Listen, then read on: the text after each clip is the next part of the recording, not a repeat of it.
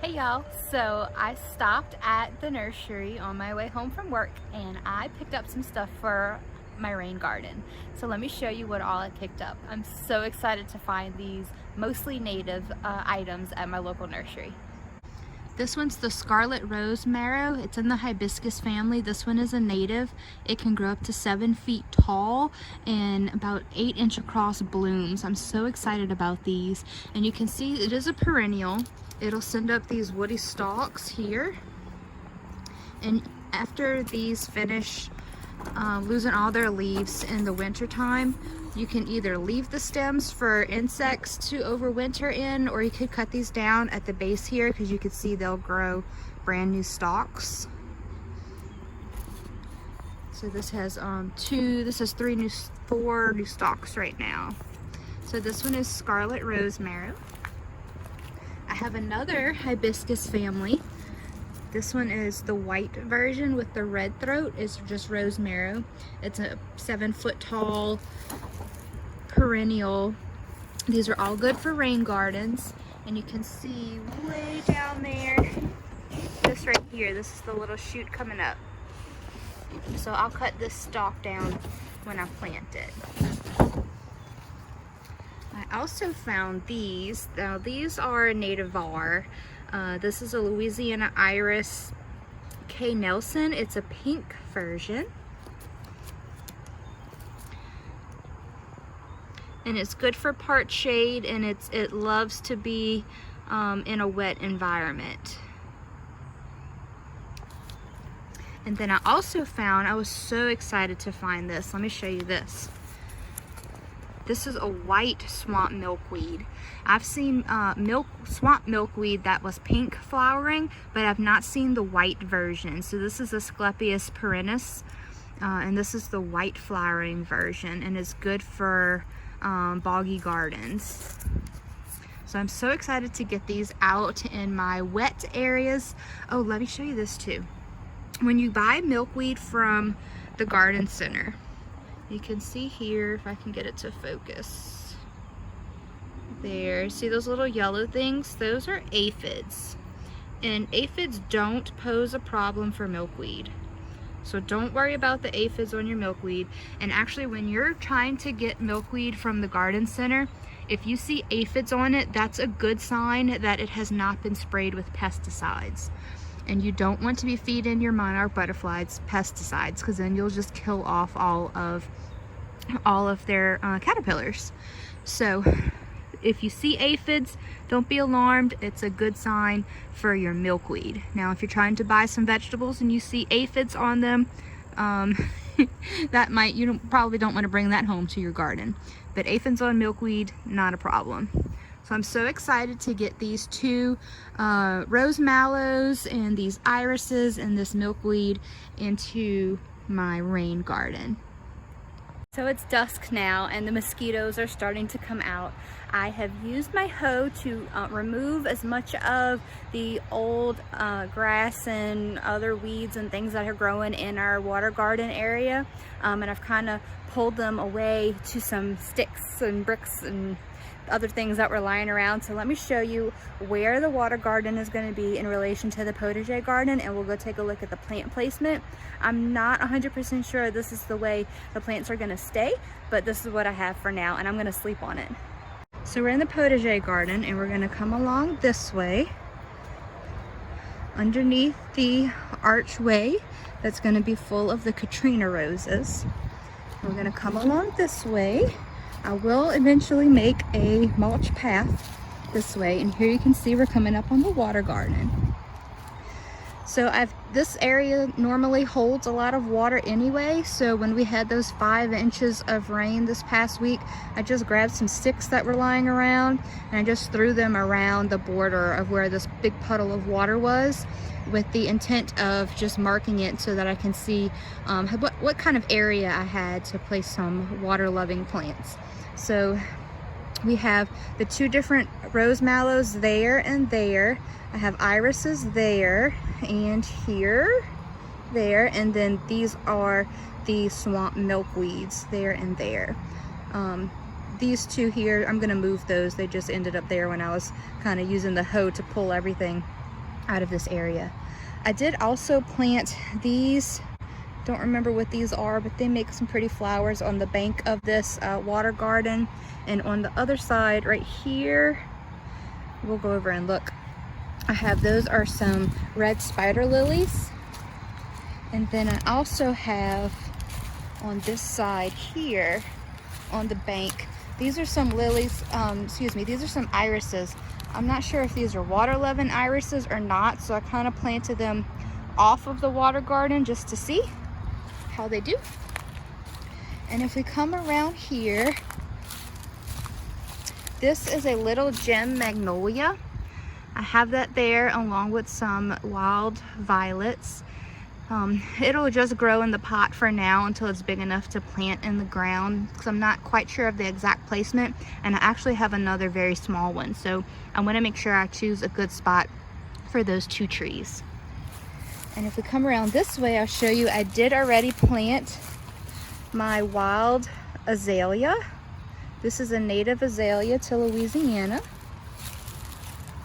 Look at how pretty these flowers are.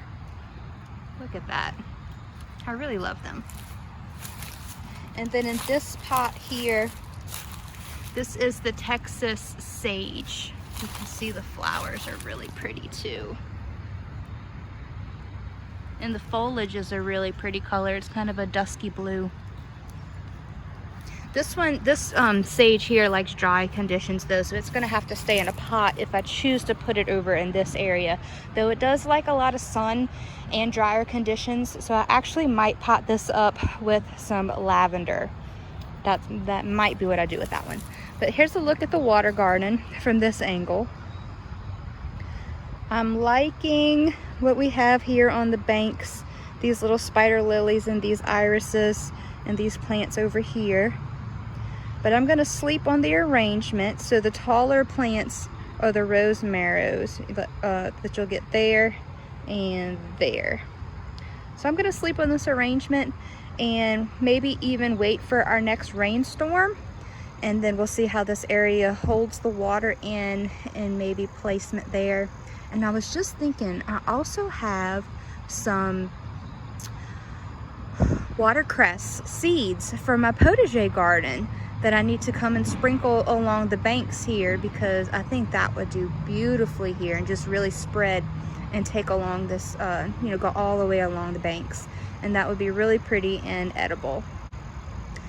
So we'll pause this project for now because I'm losing daylight and the mosquitoes are eating me, and I'll pick back up another day when we're planting.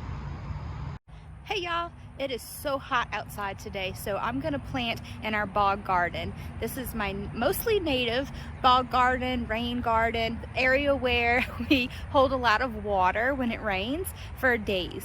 So this is where I'm gonna be planting water-loving plants that are gonna thrive in these really boggy conditions.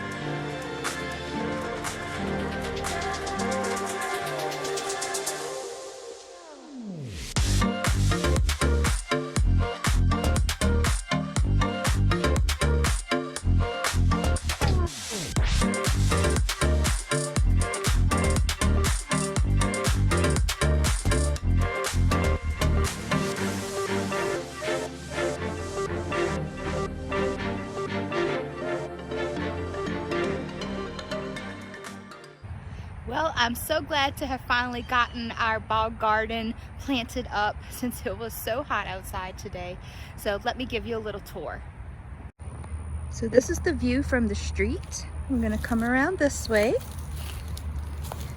And the first thing I have here, you can't really see it, but these are spider lilies. These are red ones. They tend to die back at this time of year, and they'll send up some flowers later on in the year. Over here, I have some agapanthus. And these little green seed pods here. Those are from some white spider lilies that were in my backyard, and they made their seed pods and they dropped them, and so my daughter came out and spread them out here, and then the rains that we've had have just kind of dispersed them all around the edge. So it's going to be really cool to see if these actually germinate. Now this gorgeous iris here, this one is not native, I don't think. This is one of the walking irises, but this was a gift, and I really love how the flowers just trail out of this pot like this, and I thought it would be really pretty here. So here it is, and I love it. I have a Louisiana iris there. It's pretty small still. Some more Louisiana irises there. This is a Louisiana iris that I purchased. This is the K. Nelson Louisiana iris. This little guy is the salt marsh mallow. These here, this one and this little section here, these are some milkweed that I started from some seed that I got from a friend, and this one is the hairy ball milkweed. This one is the rose mallow. Stand up so you can see the whole plant. I'm so excited to see these flowers when they bloom. These are spiderwort. I really, really love these. Another day or so we'll have some pretty purple blooms on these. This is white swamp milkweed, Asclepias perennis. This is the scarlet rose marrow. This one's gotten quite tall already, probably 3 feet. Take a few steps back. These are swamp milkweed, the pink ones, I believe. I started those from seed last year and they came back. Some more white swamp milkweed. These should be the white rain spider lilies from my backyard. Oh, this one's a little tag fell. These are some more Louisiana irises. This one is the K. Nelson.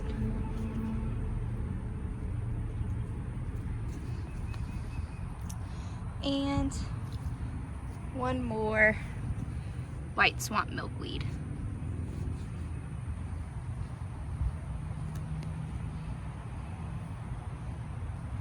So most of these are native to Louisiana, and so I'm really excited to see how these perform in this boggy area here. So they're just planted. It's May 2021, and I expect that they will spread and thrive in this location. It gets part sun and it gets a lot of rain during the rainy season. It will dry out in the summertime, so I'll just have to make sure that the plants aren't suffering when it starts to dry out, and I'll probably add in some pine needle mulch around this area too. So that's it, y'all. Thanks for watching this episode. I'm so excited to see this progress, and this will for sure be updated on our next garden tours. See you in the next video.